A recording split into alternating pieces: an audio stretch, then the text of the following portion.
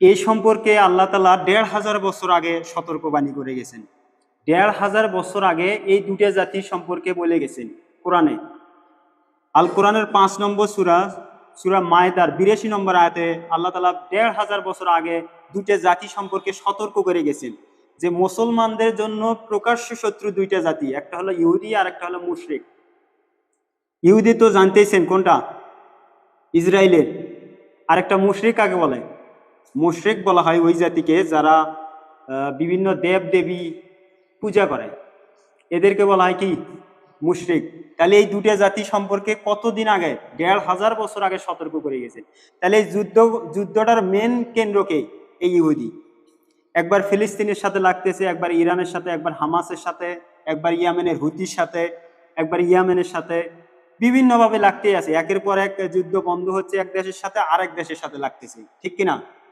এটা করেই যাচ্ছে। এই যখন থেকে যুদ্ধটা শুরু হয়েছে তখন থেকে এই জাতিটা একের পর একটা দেশের সাথে লড়ে যাচ্ছে কিনা প্রায় দেশে। মানে এই দুটো জাতি ১৫০০ বছর যে আল্লাহ তাআলা ১৫০০ বছর আগে সতর্ক করে গেছেন তার প্রমাণ পাচ্ছি আমরা, ঠিক কিনা? এই দুটো জাতি এই সহজে ধ্বংস হবে না। এই দুটো জাতির ধ্বংসেরও কিছু আলামত দিয়ে গেছেন আল্লাহ রাসূল সাল্লাল্লাহু আলাইহি সাল্লাম। এক জাতি মুশরিক, মুশরিক বলা হয় যারা দেবদেবীর পূজা করেন।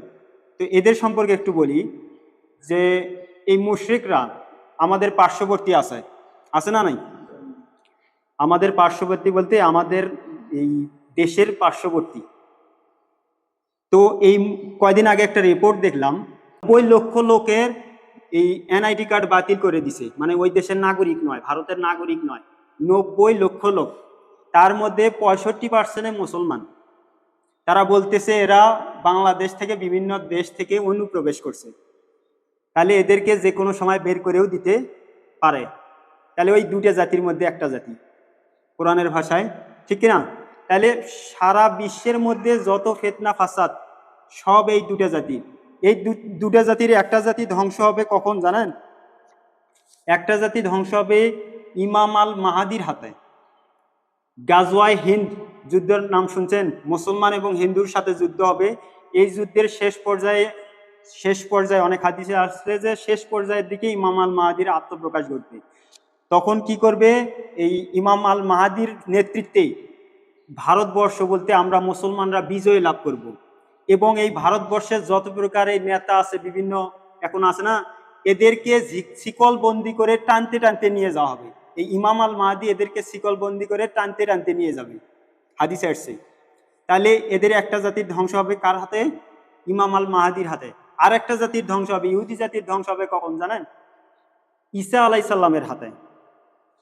যতক্ষণ না ঈসা আলাইহিস সালাম আসে, এই ইহুদি জাতি নেতৃত্ব দিবে সারা বিশ্বে। দাজ্জালের সাথে এই সারা বিশ্ব নেতৃত্ব দিবে এই ইহুদি জাতি। তার আগে এদের ধ্বংস হবে না।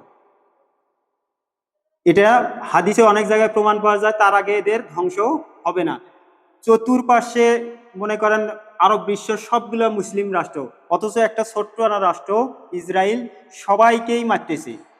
তারপরেও মুসলিম বিশ্ব ওই অবাক হয়ে মারিয়ে খাচ্ছে। তারপরেও ওদের কি হচ্ছে না? মুসলমানরা একতা নাই জন্য এটা হচ্ছে না। এই একতা থাকলে এখনো সম্ভব হতো, কিন্তু পরবর্তীতে ইমাম আল মাহাদির ঈসা আলাইহিস সালামের হাতে নিহত হবে দাজ্জাল, এবং এই সাথে ইহুদি জাতিরও পরিসমাপ্তি ঘটবে।